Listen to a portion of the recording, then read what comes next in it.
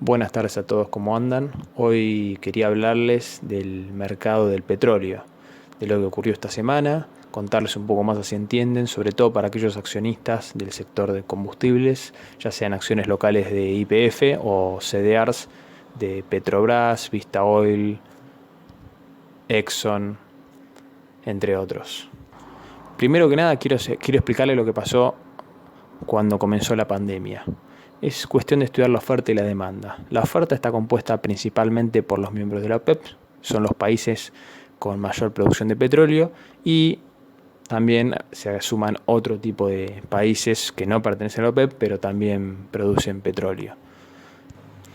Bueno, cuando comenzó la pandemia claramente se redujo muy fuerte la demanda de petróleo. ¿Por qué? Porque ya se redujeron mucho los vuelos comerciales, las personas, dejaron de moverse o se movieron menos, respetando distintas cuarentenas en distintas partes del mundo, reduciendo el consumo de nafta en los automóviles. Entonces, básicamente se redujo la demanda de combustible, y el combustible se produce con petróleo. Entonces, si cae la demanda de combustible, claramente va a caer la demanda de petróleo. Si cae la demanda de petróleo, ¿qué pasa? Cae el precio. ¿Por qué? Imagínenlo como que el bien se volvió menos popular, se volvió más impopular. Si un bien se vuelve menos impopular, la gente no le va a gustar tanto tu bien, entonces lo vas a tener que vender más barato. Por ejemplo, imagínense, no sé, un caso como Coca-Cola. Coca-Cola ahora es un bien muy popular, por eso puede cobrar por encima de otras gaseosas con sabores similares. Ahora, si el día de la mañana la gente no valora tanto Coca-Cola, Coca-Cola va a tener que bajar su precio. Lo mismo con los celulares iPhone. Los celulares iPhone en general han sido celulares caros por su popularidad. Ahora, si el día de mañana cae su popularidad, se van a acomodar con el resto de los celulares. Entonces, no necesariamente la caída del petróleo fue por popularidad, sino porque no se consume, no se utiliza el combustible, no se está utilizando el combustible porque justamente se redujeron los casos que mencioné y muchísimos más. A ver, combustibles se usan en las fábricas, en procesos industriales, en un montón de cosas que por la pandemia y por las cuarentenas en el mundo se han reducido. Bien, con esta caída inicial del precio fue que llegó hasta los 10, 20 dólares, más o menos el barril de petróleo. ¿Qué pasó? Se reunió la OPEP y decidieron bajar la producción.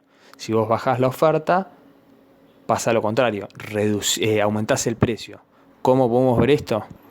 Vamos a pensar en un ejemplo. Supónganse que hay 1.000.000 de botellas de agua ofreciéndose en el desierto, y llegan 3 personas que quieren comprar agua porque tienen sed. ¿Qué pasa? Esas 3 personas van a empezar a averiguar a ver quién vende la botella más barata. Total, hay 1.000.000 de botellas. Ahora, si de ese 1.000.000 solamente hay una persona vendiendo agua, yo voy a poder poner el precio que quiera, y va a ser un precio seguramente más alto. Entonces, reduciendo la oferta de 1.000.000 a una sola botella de agua, además de ser yo el que voy a decidir, las 3 personas estas que quieren la botella de agua se van a pelear por comprar mi botella, es decir, van a ofrecer un precio más caro. Entonces, reduciendo la oferta también haces que suba el precio. Entonces la OPEP se reunió y dijo de reducir la oferta. ¿Qué fue lo que pasó? Pasaron 2 cosas acá.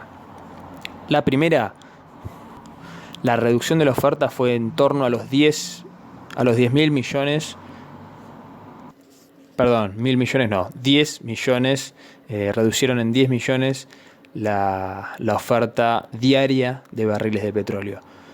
¿De dónde surge el problema? Que la reducción de la demanda se calcula en 35, más o menos 40 millones de barriles de petróleo. Es decir, la reducción de la demanda fue muchísimo mayor a la reducción de la oferta. Y el segundo problema es que este acuerdo rige a partir del mes de mayo, es decir, todavía no está en funcionamiento. Aún así, como el mercado descuenta, en su momento hizo que recupere apenas el precio del petróleo. Otra cosa muy importante a entender de este mercado es que el mercado en sí se maneja con lo que se llama precio spot. El precio spot es el precio del barril de petróleo físico. Si yo quiero ir y comprar un barril de petróleo hoy, pago el precio spot. El otro precio que se suele utilizar de referencia es el precio de los futuros. Un futuro es un contrato en el cual vos en la fecha de vencimiento te comprometes a comprar o vender una determinada cantidad de barriles de petróleo a un determinado precio. Entonces acá aparece otro precio, no el precio spot, sino el precio del futuro. ¿Qué pasa? Los vencimientos de contrato de abril vencían el 21 de abril. Entonces el 20 de abril, ¿qué pasó? Justamente estudiando esto de la oferta y la demanda. Nadie quería tener los contratos. Entonces todos salieron a vender, a ofrecer contratos. Aumentó mucho la oferta y nadie quería tener los contratos, porque nadie quiere tener petróleo hoy en día porque no lo va a poder vender en ningún lado. Si no hay demanda, ¿para qué vas a querer tener barriles de petróleo? Entonces se ofrecieron contratos, se aumentó la oferta de contratos y se redujo mucho la demanda de contratos. Eso hizo que el precio se desplomara y pasara incluso a negativo. Eso fue lo que básicamente explicó la importante caída del precio del futuro. El precio spot también se redujo, llegó a ser negativo, principalmente por el hecho de, primero, porque lo arrastró el precio del futuro, y segundo, como hay un exceso de oferta. ¿Por qué hay un exceso de oferta? Porque recuerden que se redujo la demanda entre 35 y 40 millones diarios, pero la oferta solamente se redujo en 10. Entonces existe un exceso de oferta. ¿Qué pasa? Eso que no se vende se tiene que almacenar. Y ya venimos con varios días almacenando petróleo. Entonces estos lugares se empiezan como a sobrellenar y empezamos a perder capacidad de almacenamiento. Entonces, ¿dónde metemos los barriles de petróleo? Bueno, pasa a ser negativo en parte. ¿Por qué? Porque digo, bueno, yo te pago a vos, te vendo el barril de petróleo y encima te pago a vos, eso quiere decir que el precio sea negativo. Encima te pago a vos para que vos me cuides o me almacenes el petróleo, de alguna manera, ¿no?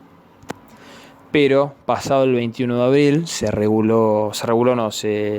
acomodó, se volvió a acomodar el precio de los futuros, el precio del spot, y ya están en torno a los 10, 15 dólares como antes.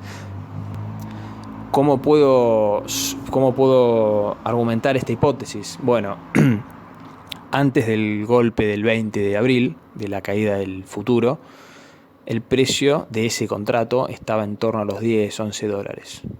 Una vez pasado esto, se vence el contrato y el 22, el próximo contrato, que es el que vence en mayo, automáticamente, antes de la crisis, antes de este golpe, estaba en torno a los 20 dólares y automáticamente se va a los 10, 11 dólares. O sea, toma el lugar del contrato de abril. Tiende ese precio. El contrato de mayo automáticamente fue al mismo precio que estaba en el contrato de abril. Básicamente el precio del futuro no cambió, siguió en 10, 11 dólares, pero a la hora del vencimiento se ocurrió este ataque especulativo de llevarlo a negativo, porque nadie quería tener un contrato de futuro que ya vencía, porque nadie quiere hacer esa negociación con el petróleo físico.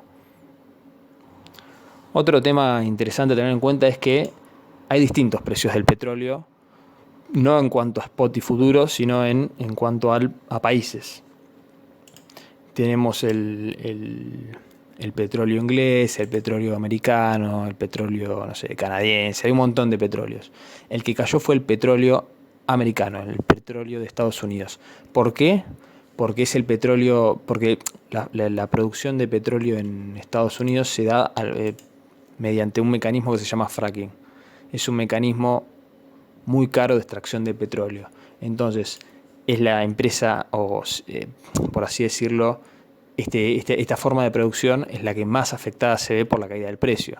¿Por qué? Porque al tener costos elevados, un precio bajo lo perjudica y mucho,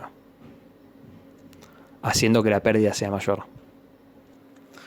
Concluyendo un poco, este golpecito que tuvimos, aquellos tenedores de acciones de petróleo, podemos decir que fue algo muy pasajero, fueron 2-3 días.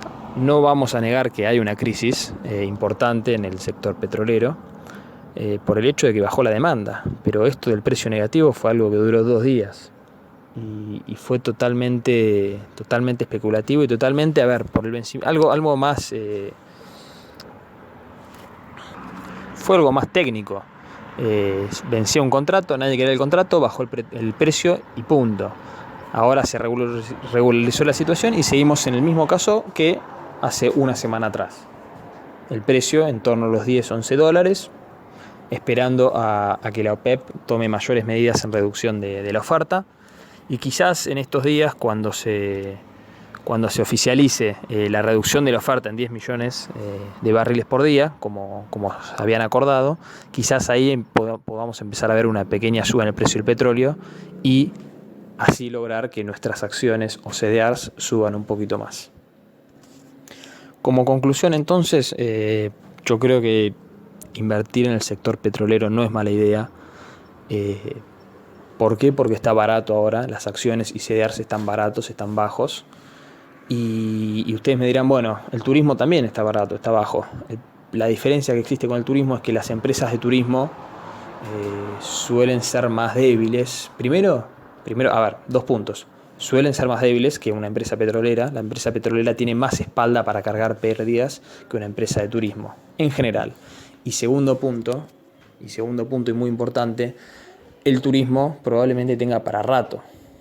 Quién sabe hasta cuándo van a estar cancelados los vuelos o estas importantes reducciones de vuelos y paquetes turísticos. La gente no quiere salir de viaje en plena pandemia. En cambio, el petróleo sí se empezará a usar para crear combustibles para las fábricas industriales, para los automóviles y para demás cosas que empiecen a funcionar antes que el turismo en sí. Pero bueno, nada, quería dedicar este video para aquellos tenedores, entonces como dije, tenedores de acciones petroleras. Espero que les sirva la información, y aquellos que no tengan acciones petroleras pueden ver este video o escuchar este video para darse una idea de cómo está más o menos la situación y el contexto, y pensar a ver si es una buena opción invertir o no en este sector, en esta industria. Bueno, muchísimas gracias a todos y un saludo.